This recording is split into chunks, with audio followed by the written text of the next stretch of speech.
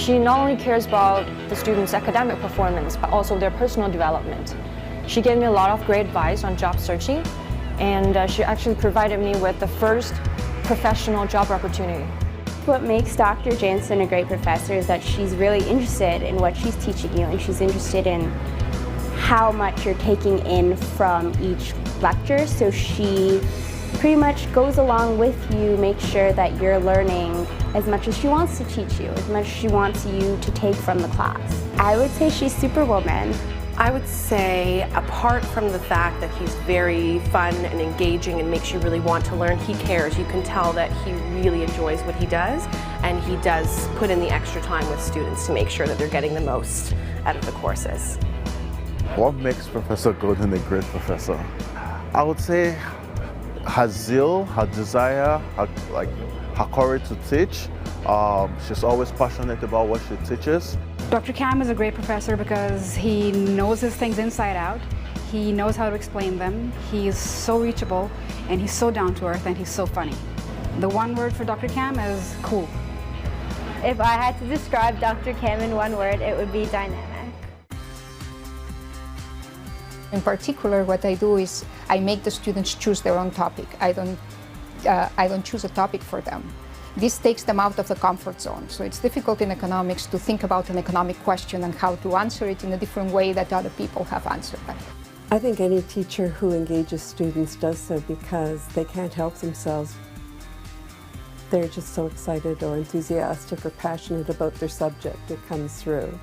You don't manufacture that. It just happens, and students become excited too.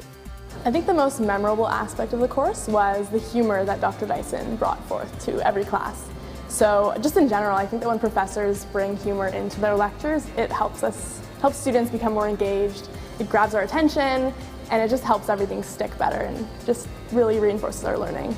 I find I've had very good luck in speaking to students, talking to them, stopping the lecture for a minute and saying, guess what happened last night? Or I was at the hockey game. Or my wife is really mad at me because I did this. And sometimes they just laugh, and sometimes they'll put up their hands and say, well, have you thought about trying this? Or when's the last time you bought your wife flowers? Here at Ryerson, we have a huge diversity of students, and also we have a lot of students that are first generation. And I was also a first generation student, by the way. So one of the issues with first generation students is that they may not understand how the university world works. They don't have this type of mentoring at home. In my opinion, she's very knowledgeable and diligent, and she really cares about her students, not just academically, but personal development as well. She gave me a lot of advice on job searching, and she encouraged me to do the master program and encouraged me to do PhD after I finished my master program. Professor Jane Golden has helped prepare me for my future studies. She has been a mentor to me, as I said earlier. She's always there to walk me through several processes. My understanding of the coursework, even outside of school work, she has been there for me. She's been supportive. Certainly the students that I've worked with in digital humanities, either in the classroom or in the research lab, have all gone on to work in or study in the field in exciting ways. I see my role, because I've had the opportunity to read and to discuss with other people and to understand theory, is to pull it together for them and teach them how to ask the right questions. Dr. Dyson really enhanced my learning and understanding specifically of cognitive psychology, because we would always perform a number of cognitive tests and different tasks in his lectures. So it basically really enabled us to understand not only our own cognitive abilities, but then apply that to the concepts that we were learning, and it gave it a nice applied feeling in a real-world application. Don't take my word for it that people perceive emotion more on the left side of the face than the right side, or vice versa, whichever way around it is. I've forgotten. Let's try that out. I'll show you a bunch of pictures, and you tell me. As my advisor used to say, I want my students to get their hands dirty. We teach them very theoretical tools that are very powerful, but if they don't see how they are applied to the real world, if they don't get their hands dirty by getting data, applying, analyzing the data, using the tools to get predictions and conclusions from the data, then I think that our teaching is not complete. Well, location is very distinct. Ryerson's location so embedded within the city footprint that you can hardly see it as something distinct. And that's a wonderful opportunity I found in my teaching. I try to use our urban location as much as possible. I'm a Victorianist. Toronto's a very Victorian city. I try to get students to recognize that the past lives in the present and breathes in this moment with us. I have some sense of the socio-political economic conditions of the Bahamas, and I just tripped over this school 2 years ago, which is called Every Child Counts. It's for children with special needs in the Bahamas. And as I met the people as part of the school, I realized that Ryerson had something to offer.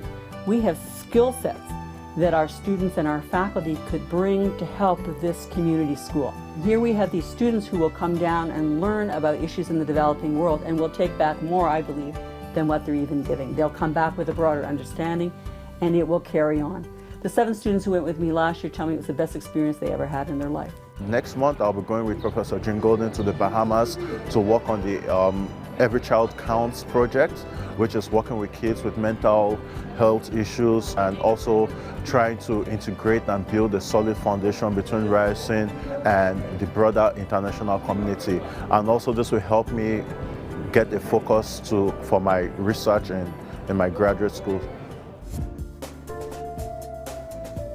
The more students I speak to, the more questions I get, the more research avenues I've discovered when students say, well, what about this? What makes this happen? How do you explain this? And then when I think about it and realize I have absolutely no idea what they're talking about, and I go back and think about it, those have become research papers of mine. In a perception course, we had the collective observation that, this was a couple of years ago, that when you play Rock Band or Guitar Hero too much, you experience something called a motion after effect. So what you have is you have all these kind of things dropping down screen, and you're not moving your eyes. You're fixated on this kind of waterfall motion of these of the things that you're trying to play along with.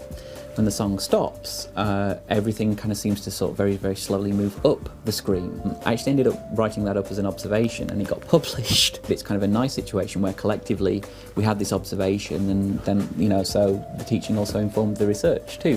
One issue with this is also that sometimes they choose topics that are not in my direct lines of research, which I think it's good for me because I learn from the students and open my horizons, and it's also good for the students because then they see how I myself try to think about this new topic that I haven't thought about before. Toronto began to change and my student population began to change and my friends began to change. I started to understand that how important race was and how it intersected with gender and with class. So I think as the world around me began to change and the students in front of me began to change, I too began to change. I had to try and understand those differences and to do reading in that area and to bring that information together and then transmit it back to the students. We teach students economic tools, we teach them economic models that they can use for that, but the important part is for them to be able to use these tools to create new frameworks for which they can understand new questions. My main hope is that they will think, well, it is important to have evidence-based thought. And it might be that the ideas that they came in with are fully supported by what they learned, or it might be that their ideas are severely challenged by what they learned. I'd like my students to understand that they can change the world.